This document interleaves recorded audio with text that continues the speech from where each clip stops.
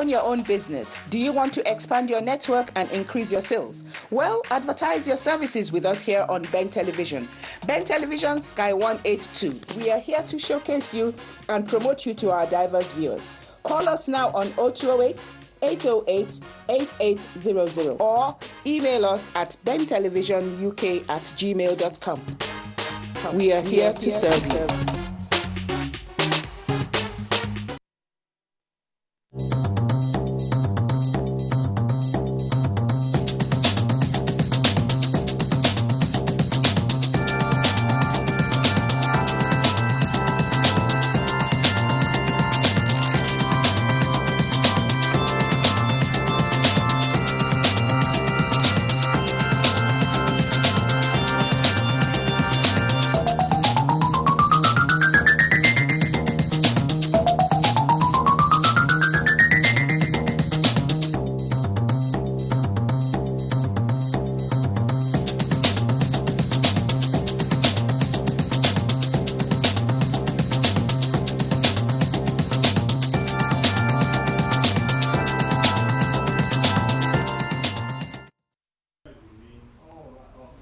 Hello, welcome to another wonderful evening wherever you are. You're watching us live at www.bentelevision.com, where you're watching the live streaming as well, either on YouTube or on Sky Channel 182 here in the United Kingdom and across Europe. And for those watching us live in Nigeria and other African countries, we said good day, good evening. It's another wonderful season as we continue to talk about what is happening here, especially in the United Kingdom, which is to do with the European Union referendum. Should Britain stay in or should they go out? Leave or remain? It's your own decision. At the end of the day, the referendum will be taking place on the 23rd of June, this month, in a few weeks' time. And we hope that those who haven't registered are beginning to make sure that today is the last cut-off day. By midnight tonight, make sure that you go out there to register in order for you to share and cast your vote for either Britain to remain in the European Union or not. Well, there are about 28 nations that comprises of the European Union. Nevertheless, the big players are talking about the trade benefit. Other people are talking about immigration. Many people are talking on different other aspects of either culture, education, health reform, the NHS. Things are happening.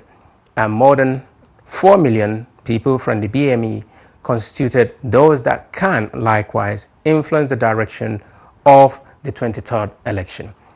In the studio later would be people that you know, people that share the opinion of either the mainstream parties, the mainstream opposition, the mainstream people in making the policies, and those that really matter to share with you the direction before you make your own decision on the 23rd. As we said, talking about the EU referendum tonight, we definitely have the people lined up. Can they convince you to vote in or to stay?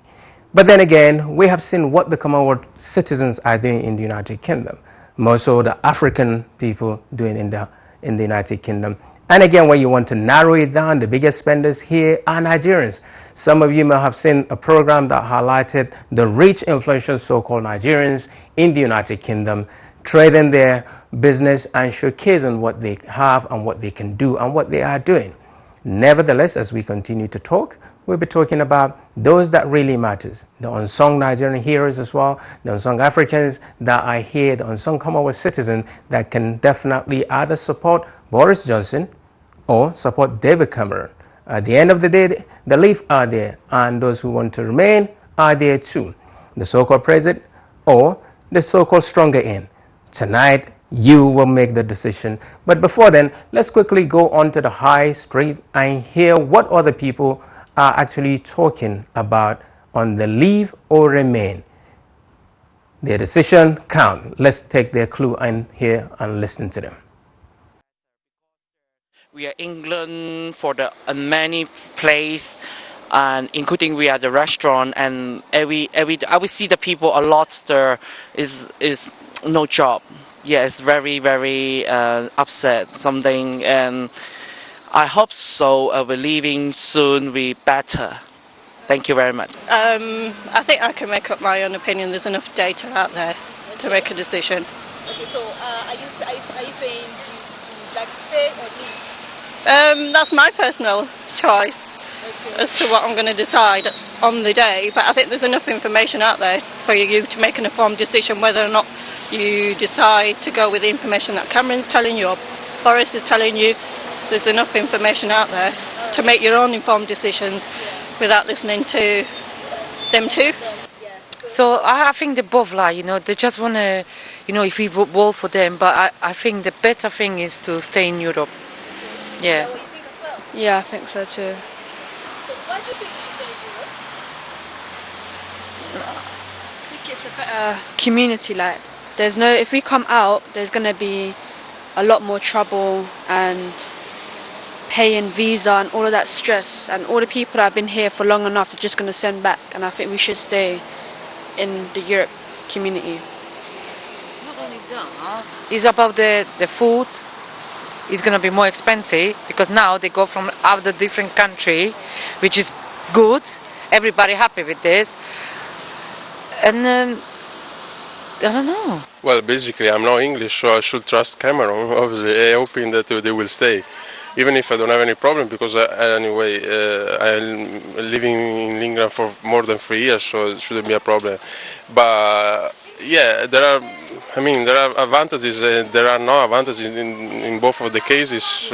As a person who comes from abroad, obviously my opinion couldn't be different from staying with Cameron.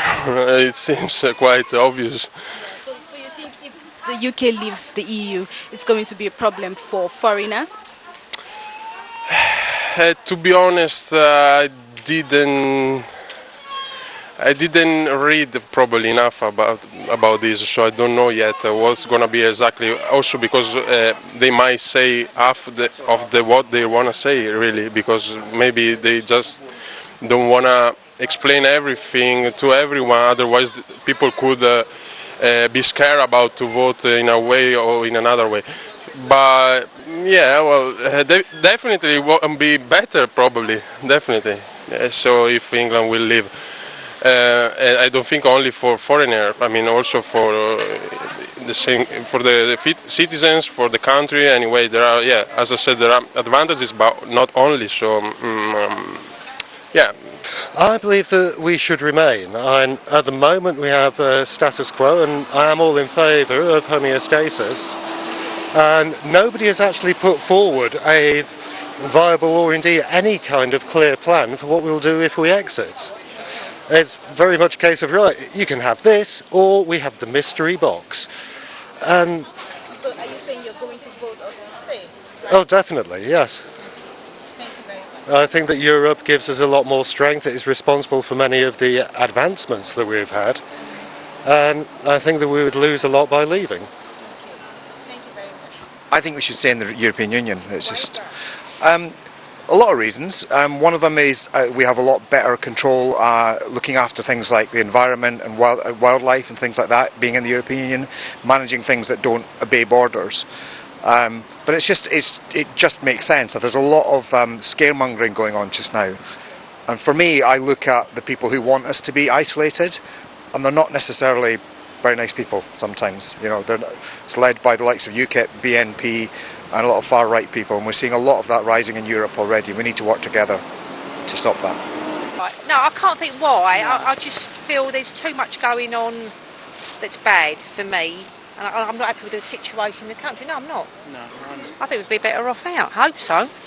What do you think? Well, to be honest with you, I think everybody's concerns are always about immigration. And because of what's going on in places like Germany, and you've even got people now trying to get across to the UK, crossing the Channel, people are getting scared by it. They feel that the country's just going to be completely overloaded, and I think that's probably the major thing that's making people want to leave Europe. What about you? Me personally, I'm undecided. And I can see both sides of the fence, and at the moment I really don't know what way. I'm tipping more towards staying than I am leaving, to be honest. But I haven't made a concrete 100% decision yet. But I will do soon. Right. Okay. I think you need to listen more to what's going on. Yeah, you do. But at the moment, no, I'm not going to stay.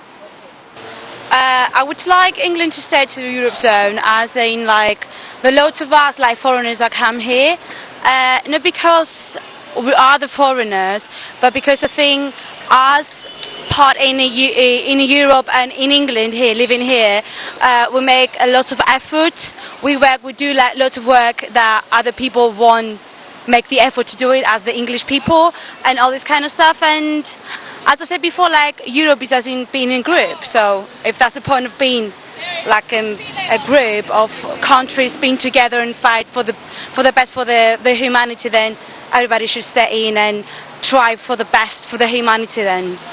I think we should definitely stay in because it's better to be outward looking than inward looking. And also we know what we're getting with the in, but with the out there's too many unknown factors, so yeah, we don't know. It's quite difficult to know because about the referendum. It's quite difficult to know exactly because the referendum is coming soon, but it's quite hard to get the decision to know what is better for our country to. So you're in between, you're not so sure? Yes, I'm not sure if it's better to leave or it's better to stay, but I think it's better to stay. Yeah. Well, I don't know at the moment what I would like to do. But I think maybe we should stay though. Yeah. Thank you so much.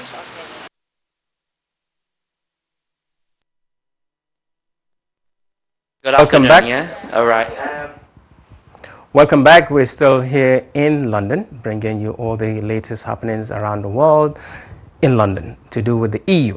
Britain, should they remain or should they go out? Well, as we said, tonight is the last time that you need to go and register to make sure that you vote on the 23rd of June to support David Cameron to be in power or to support the other opposition people to push him out of power. At the end of the day, you decide. Well, in the studio right now, we have the panelists who will be sharing with you from their own perspective.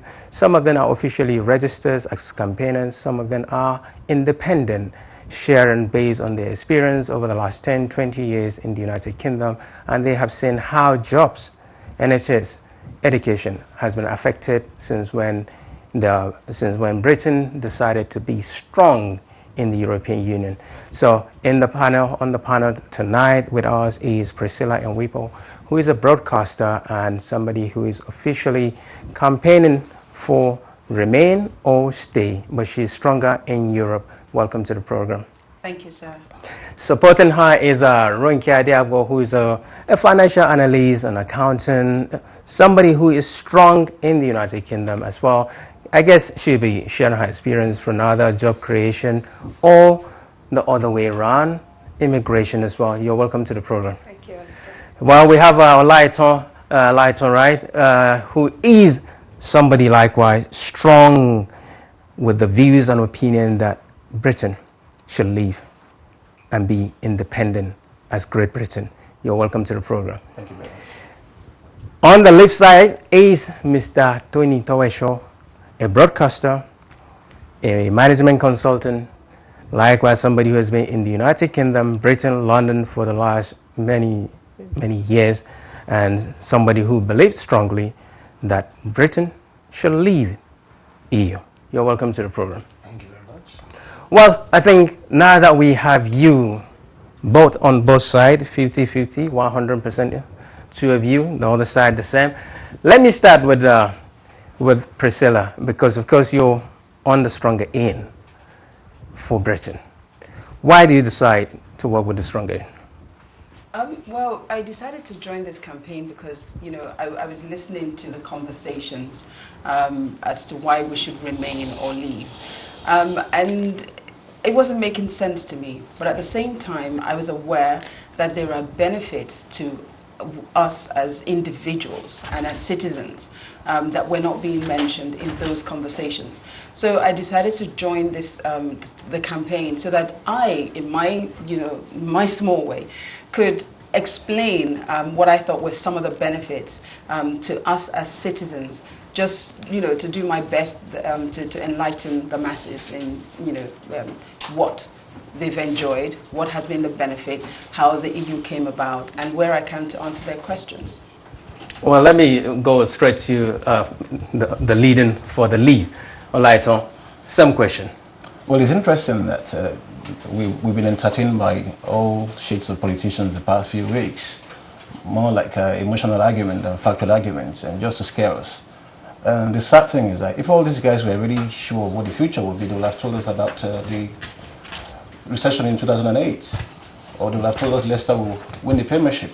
But nobody knows what's going to happen. It's all a black swan. You can predict all doom and gloom. Nobody knows. Because if you could predict what will happen if Britain was to be outside the EU, then we don't need economists, neither do we need bankers. We all know what will happen. Let's just go through it. And what's happened is just manic scaremongering. Why can't we try the alternative? The EU has always been a topical issue for this country, even before they joined. And what the EU was about was economic integration. If you know about it, it started as a coalition for coal and steel, ECSC. It was an economic idea, but it's now become something else that is not meant to be. And sadly, if you go to take a straw poll of your viewership and ask them what's the greatest benefit of the EU to you, they'll tell you free travel, free movement. And what's the greatest threat to them? Jobs. And if you look at what has happened in the last 10, 12 years to people who view this station, they're losing jobs. Frontline jobs now go to people who can move to the UK freely, not to somebody who's lived in the UK, born in the UK, educated in the UK. And the UK is really losing talents. If you look at what's happening in Australia, Canada, and the US, the US would never give up its H-1B visa, which is what sustains its economy. The US cherry picks the best of talent from anywhere they are. Same for Australia. Sadly for this country, what it had close to that was the HSMP visa. It had to stop it because the country was already swarmed by people. And what's the point of having people complain about population when the quality is not what you need? Okay. And the whole idea, say, branding people, racist or whatever, people make countries. Right. Because what will happen is I'm going to be timing all the responses. Sorry, so I will go, no, that's all right. Let me quickly pick you on Mr. Toyshaw. What do you think is the gain for the communities living to stay? For us to leave? To leave. Yeah. If, take for instance, let's look at Africans for instance. Statistics shows that we have about 250,000 people coming into UK from EU every year. And when we're part of the Commonwealth, we never had as many people as coming into UK as that. Now, if there's a level playing field, you find that economic migrants will apply to come in from Europe and from all over the world, and the choice belongs to the British government to choose whosoever they want. But now, everyone from Europe just coming into the country, and the field you play. Statistically, we have about 3 million people right here living in the UK from Europe, and we have about 1.2 million Britons living in Europe. That is across the board, mainly in Spain, France, and so on. But so if we subtract 1.8 from the 3 million, so we have about 1.8. So that means we are in deficit. So that means they are sponging of us from them. You understand? They are sponging more from us than we from them. So I believe that when we leave, we are better off. When you leave, you're better off. Yes. Okay. So let me go straight to Ronke. On the same question, what's the gain for the community? Yes, this referendum is a make or break for the United Kingdom, in my opinion. My attention was drawn to this debate when I realized what this referendum is actually doing to the stock market. Since the referendum date was announced, the stock market has been very volatile. Actually, most of the stocks have been falling. And when the stocks fall, we are all poorer for this.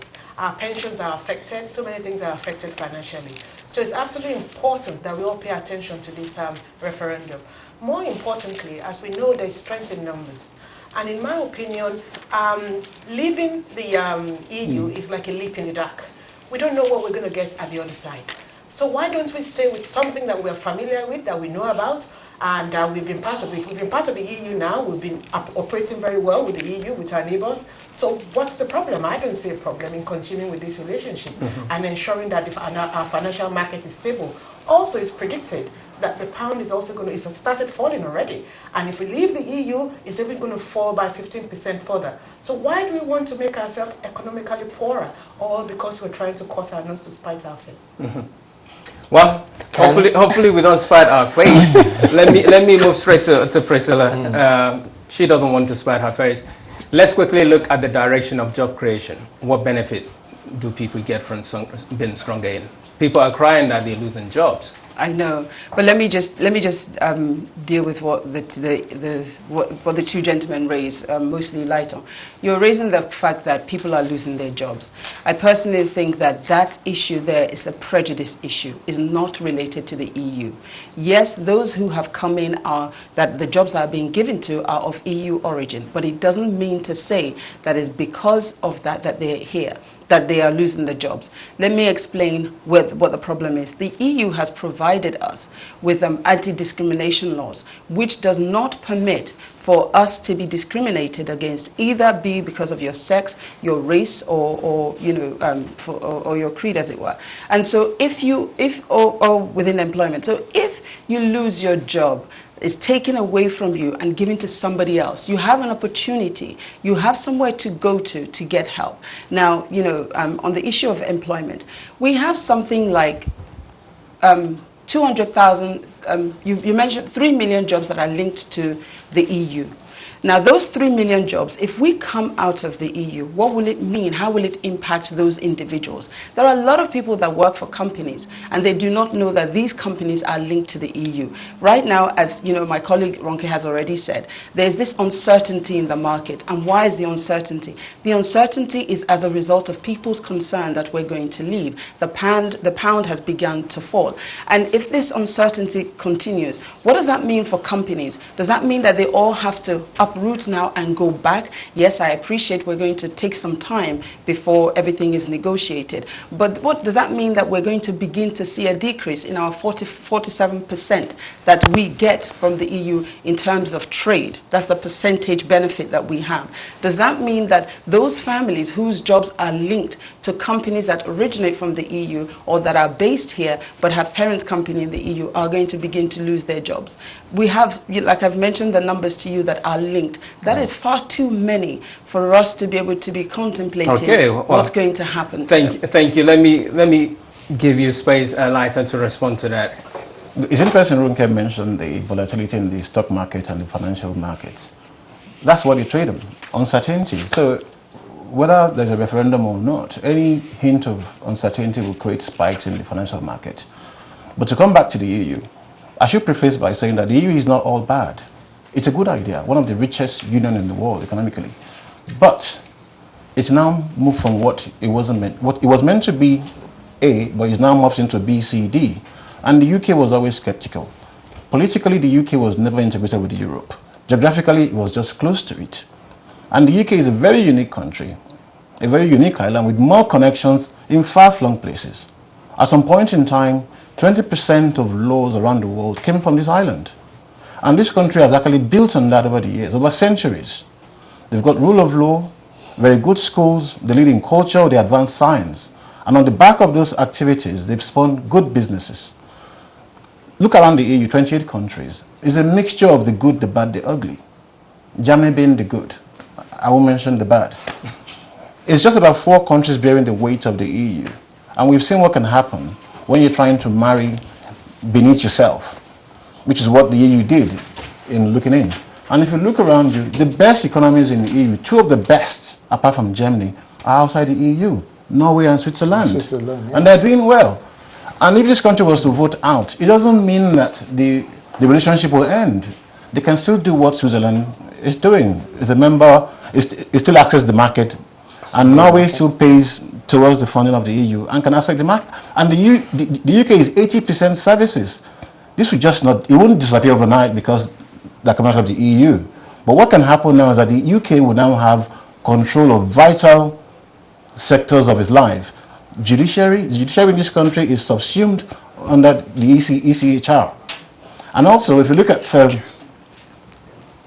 specifically, if you look at schools in this country. Okay, I think, thanks, I'll have to come back to you. Timing up. Now, Ronke, Lighton mentioned another model, which is the Swiss model, the Norwegian model, and of course, there's a custom union model, plus probably just completely leaving the EU. Now, based on the Norwegian model, they're contributing maybe more than 200 million per annum to EU.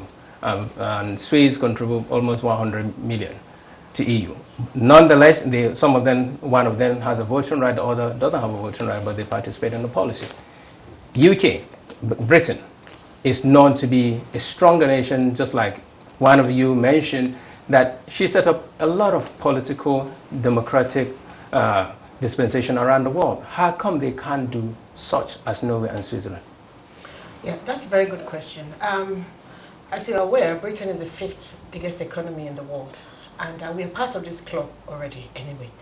And one of the fears, and don't let's be naive here, is that we've lost control of our borders, because anyone who is part of the EU will be able to come in here, and our infrastructure is not big enough to be able to absorb this, the schools, the homes, and things like that. Without a doubt, these people coming in, they're not just coming in for the sake of benefits only. They're coming to work, they're coming to use their skills to develop the economy. They're going to be contributing towards the treasury because they'll be paying tax, they'll be paying their national insurance. This extra revenue that is generated from this can be used to actually develop our infrastructure and make our infrastructure bigger to be able to accommodate this. The world is a global village. We cannot be inward looking. We must learn to integrate, especially with our neighbors. So trying to say because we are one of the best economy, we want to be insular, and we just want to be inward looking, is not going to be beneficial for the UK. In this country, we've got some skills shortage. You just need to look at the NHS. We haven't got enough skills within the UK to sustain the NHS alone. We need to get people from the outside. Look at the building sector as well. You see buildings going up all over the place. Most of these builders are from the EU. We need these skills. So don't let's shut Britain down. Let's open ourselves to growth and to prosperity by being part of the EU. Can I just quickly say that, Lighton, you said we should be like Norway and Switzerland.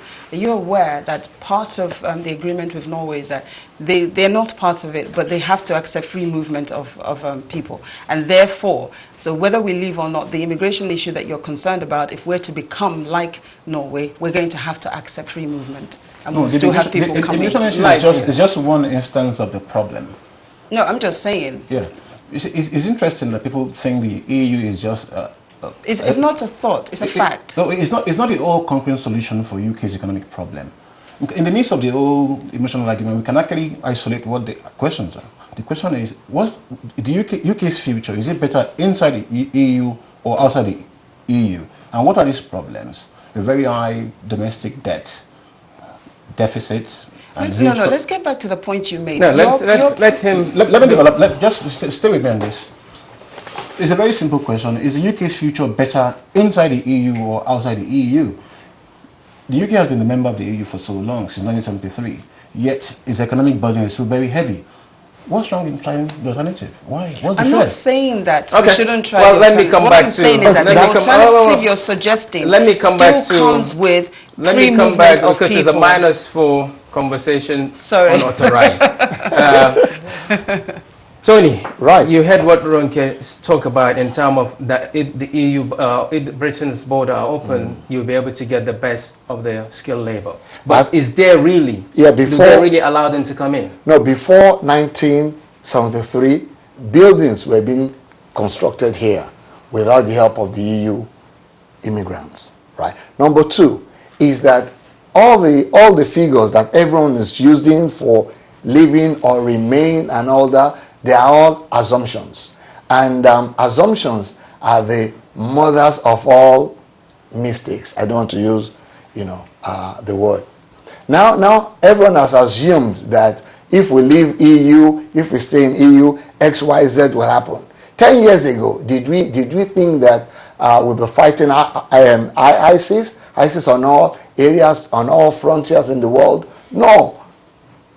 Now, let us leave the EU, stay as Great Britain, and face the consequences. face the consequences. Yes. What could that consequences be, Ronke? As I said earlier, that's a leap in the dark. Everyone is a leap in the dark. Why would you Because in the next 5 years, remaining in Europe, living in Europe, no one knows. But then if the reason at the moment, Yeah. one of the safety features of being part of the EU is that we're not fighting one another within Europe.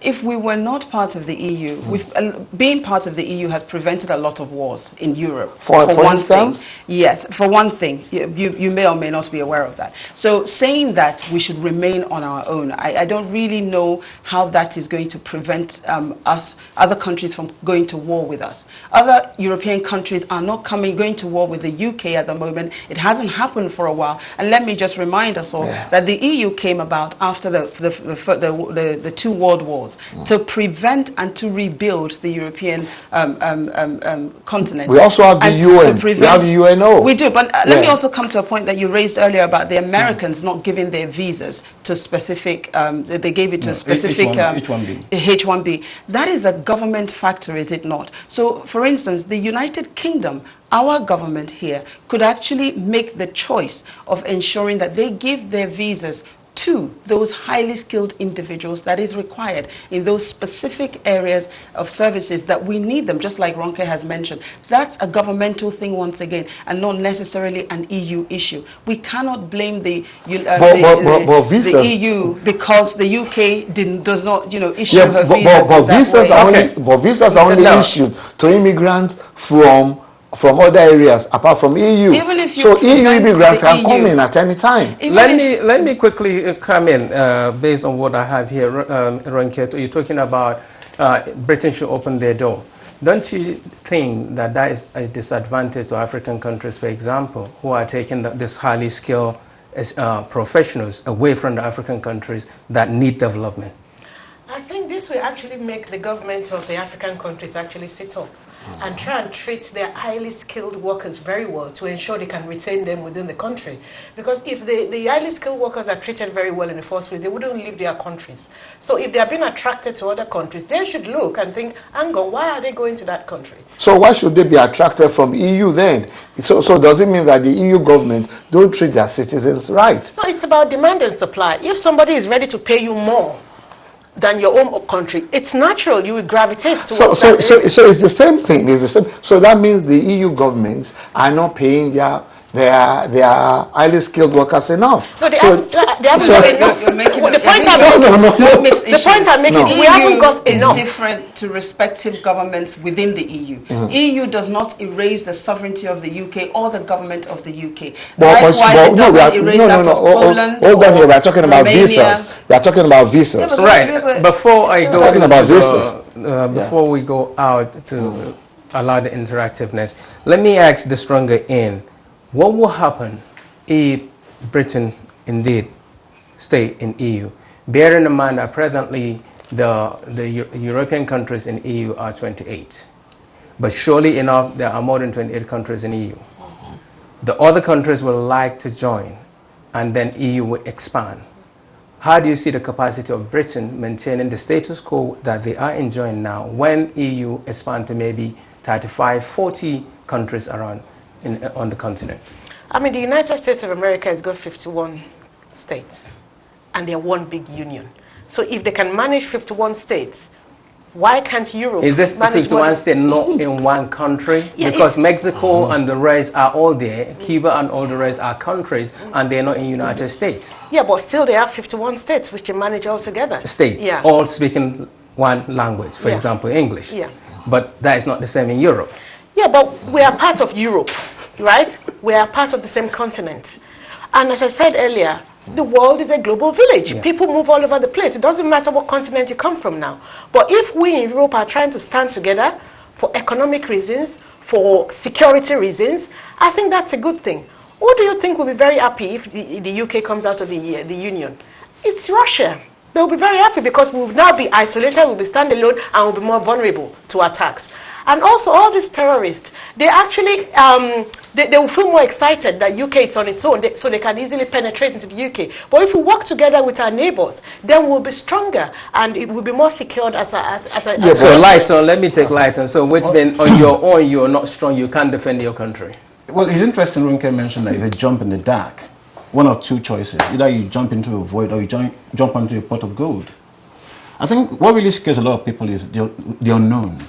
And even remaining in the UK is a very big unknown. It's interesting that since 1999, UK trade with non-EU countries has increased year on year. The EU is a country with very old population. The UK is actually younger.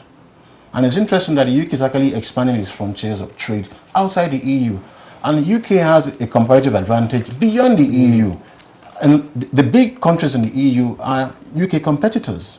It's a service industry attracting people from Africa, Asia, and far-flung places. And Ronke mentioned that nurses can come in if the UK leaves the EU. Nurses have been coming in from the Commonwealth, from South Africa, from Zimbabwe, from Nigeria. And the influx of the EU that has now caused a lot of resentment all over the EU have actually stemmed that to the tide. Yeah, but we still don't have enough. When last did you try to get an appointment with your GP? What I'm saying, She didn't say nurses. No. What I'm saying now, there's been a lot of influx of ascension countries from the Balkans and other Eastern European countries, and it has caused a lot of resentment in the country. And if you find a lot of jobs now, front service jobs, security jobs that a lot of Africans did before, they've been replaced in many places.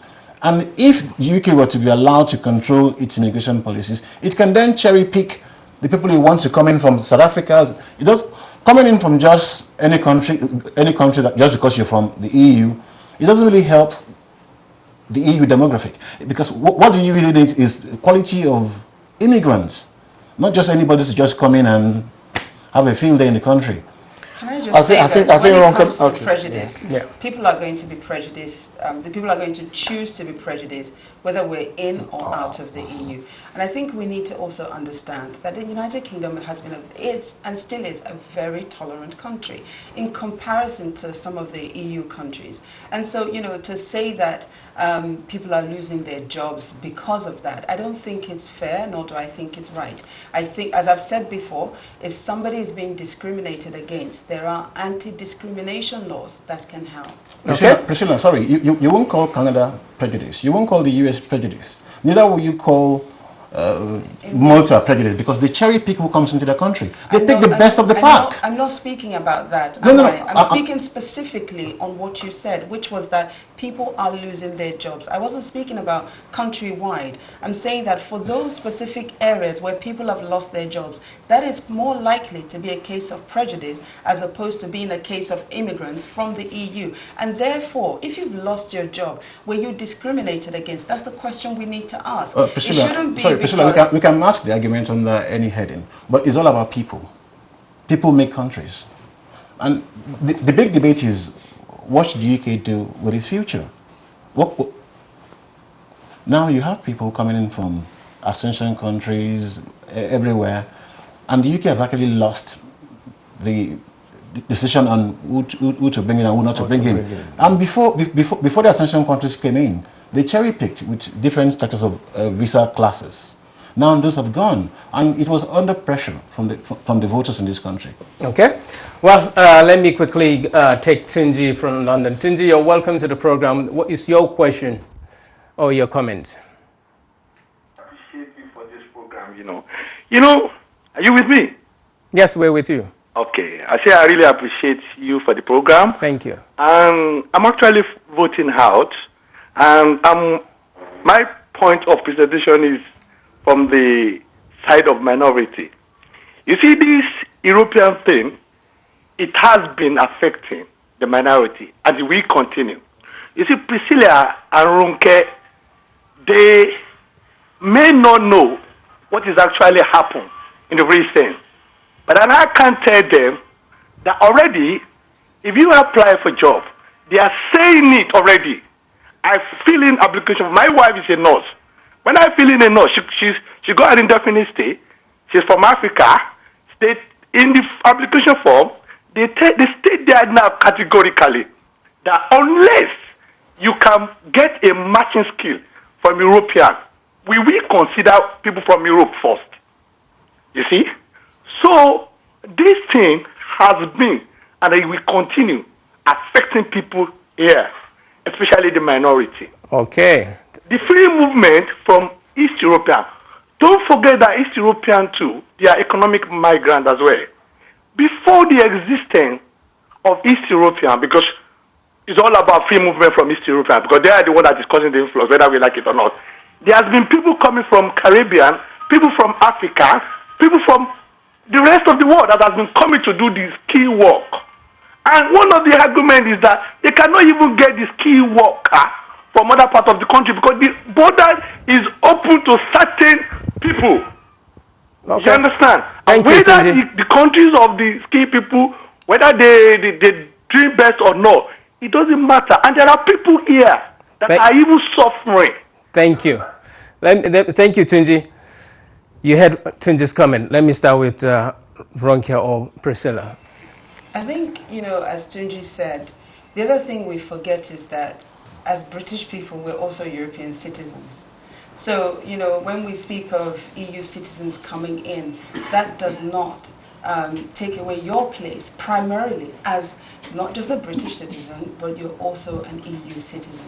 So, where he says there, I go back, if that is the case on that application form, what are we doing about it? Are we looking into it? What does it mean? We need to have an explanation as to what it means. Because as one who is of African origin, but a British citizen, I'm also a European citizen, and as a British citizen, that does not, it shouldn't delete that. It shouldn't disqualify me. It shouldn't give preference over to an EU citizen before me. That shouldn't be the case.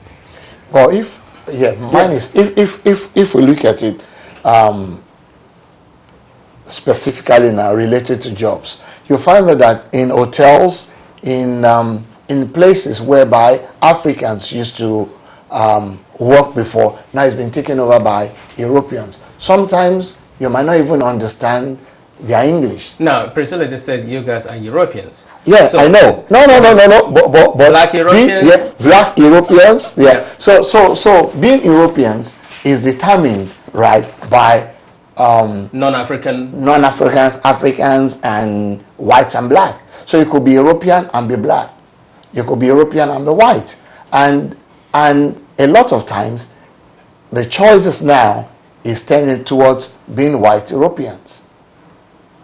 Ronke, you will remember, well, still now they do, I can't remember the last time somebody filled an application form, but then the form used to have a nationality, white British or black British, African, Caribbean, all that kind of thing to differentiate, even though you're British, to differentiate what part of the European or of the Britishness are you. That still counts, which is maybe what Tony's highlighting, Priscilla cleared, and what the caller says. Yeah, I mean, yes, you do fill that in the application form, but employers are not allowed to use that to discriminate against you. Because if that's the case, people like me and Priscilla and others would not be able to get a job because we actually competed with white people to get our jobs.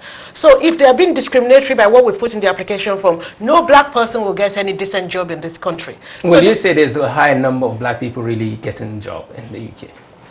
I mean, it's the labor market. It's competitive. If you've got the skills and you've got the merits and it's a competitive process, if you're the best candidates, you get the job based on merits. The percentage indicated quite a lot of reduction in the circulation of jobs to the African Caribbean community. But there's also a conversation at the moment about people, about blanking out certain information just to see how employers will react.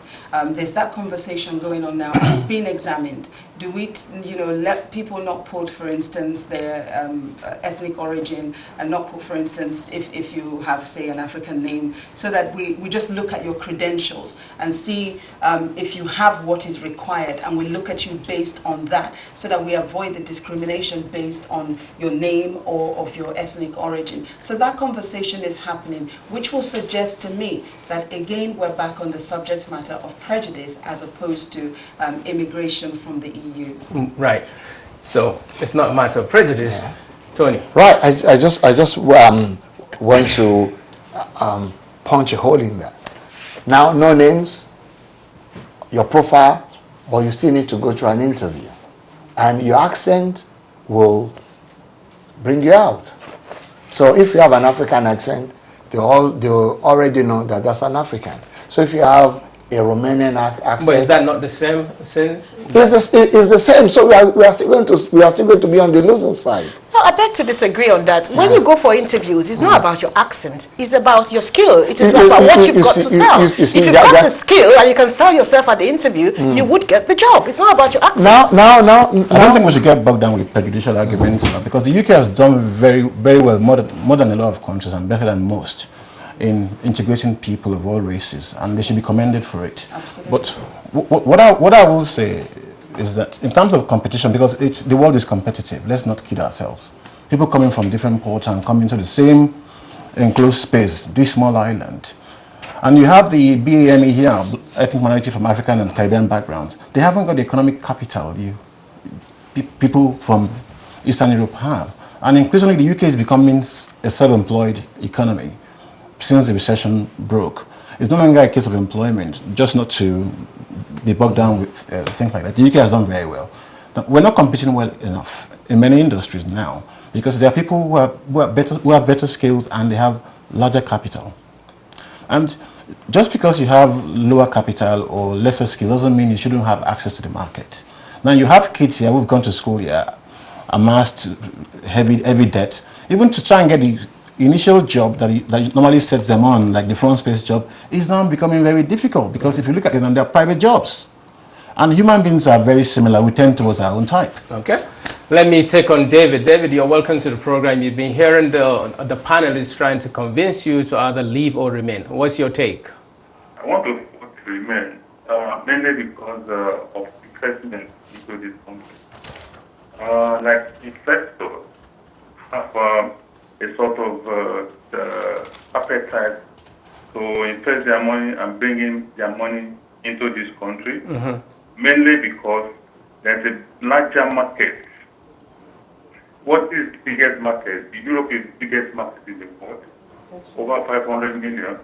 You know, like that is the reason, and then the stability in Europe, and the fact that UK is you know, UK population is over just 5 million out of over 500 million, and they are choosing this place. Now there's capital flight already because of uncertainty and what people will get of living. How, you know, this capital, you know, will remain. That is the problem. Okay. So you know, bringing the money creates it adds to the GDP of this country. Okay. Even the Eastern European you're talking about, many of them are setting up shops, setting up companies here as well. That is adding to the GDP. Okay. Don't forget, we all thank you, David. West Africa, number one. Thank you, David. Now, David is talking about the investment that has been brought into UK from EU or European countries. But the assumption and the rightful word is that even Nigeria alone spend more than 300 million investment in the UK. They spend almost 4 million. Africans spend 4 million per week buying properties in the United Kingdom. Almost 600 million has been spent by Africans. And Africa as a continent has more than 500 million people. Who then brings the more economic gain to Britain? Is it the European countries, which really and truly Russia, which is one of the biggest investors here from the smaller and eastern blocks, compared to Africa that has Nigeria, Ghana, Congo, among 5 leading African countries. Education alone, Nigerians spend more than £300 million in the UK. Is that good investment? Now, I would answer that in a roundabout way. If it was my decision, I would prefer that capital to stay in Nigeria. So I want to discourage people from bringing capital from Nigeria into the UK, because we seem to be okay. Nigeria needs that capital back home. So that's the answer to that. But in terms of the Europeans who are coming in here, most of this one of the caveats with regards to the remaining in for me is that there needs to be reform. We can't maintain this status quo going forward. There needs to be some slight renegotiation. And that will be in the areas of the benefits. Because you know the benefits is a huge budget, right? We need to make the benefit system less attractive to people, especially coming from the EU. Because that's one thing that is gravitating them towards this towards this country. So, but in terms of the men, especially the men, they come in here, most of them are skilled. And they're coming here to add value to the economy and to actually add to our revenues in terms of taxes and national insurance and things like that. So in my opinion, it's going to lead to prosperity. We need to have this freedom to make people be able to move all over the world freely. Because don't forget, the British also migrate. Immigration is a good thing. We migrate. I mean, I've got property in Spain. My neighbor, well, most of my neighbors are British. We migrate as well. So if someone is trying to constrain us from moving abroad, how would we feel? And why are we behaving as if, we've got all the answers to all the questions? Let's try and actually develop other less developed countries within the EU. I see Europe, I see the British having a big brother role within the EU, and we can help to develop other little economies within the EU. I don't think leaving the EU would suddenly push the market away from the UK, or it will become difficult for us to... There is an assumption, and probably from the business angle, from the stronger end, saying mortgage prices will go up with maybe £1,000. I think all the black swans. It's just doom and gloom. Then, if these guys could predict what will happen tomorrow, we wouldn't have had the last recession. I don't think it's fair to say it's an assumption. Honestly, it's an assumption. The business confidence is already going down. It will happen. You can see the impact of that. It happened in Canada when the Canadians had their referendum. It happened. And can I just say, when Ronke made mention of renegotiation, part of the negotiations that our Prime Minister negotiated was that when people now come in, they have to work for a certain length of time before they can pay a certain amount in NI contributions, before they can have access to public service, and before they can benefit, they can be entitled. So that's one of some of the things that have been done going forward already. And we say that our benefits are attractive, yes, but do we also know that we've got, I think, is it 7,000 or 3,000 British people claiming benefits in Germany, for instance? Sorry, Priscilla, can I ask you a question? It's not a one-way street. Can I just pause you to ask you, do you think the UK's decision to stay out of the euro was a good decision? Of course it was. Indeed. Plus that, the EU reserving some rights to itself, and those things the EU took reservations about have actually done better. The EU retained its right to determine its own monetary policy. It's doing better than the Eurozone. You mean the UK's right to retain its own monetary policy? What I'm saying, policy. in the areas that the UK retained reservations, they didn't join the crowd. They're actually doing better than the Eurozone. The euro is not the currency you want to hold now over the pound. You won't want to do that. Yeah, but we have to take each case on its own merit. Right, well, guys, I'm going to come back to you. You're still watching us here live on www.bentelevision.com, on your mobile phone, iPad, and on your PC. And, of course, those watching at home, Sky Channel 182 in Nigeria on the StarTime Network. We thank you. We're going to go on a short break. While we're on that break, you may like to hear what the viewers, people on the street, are saying about the EU referendum. And don't forget, you can still register before midnight tonight so that you can either stay or go. We'll be back after the break.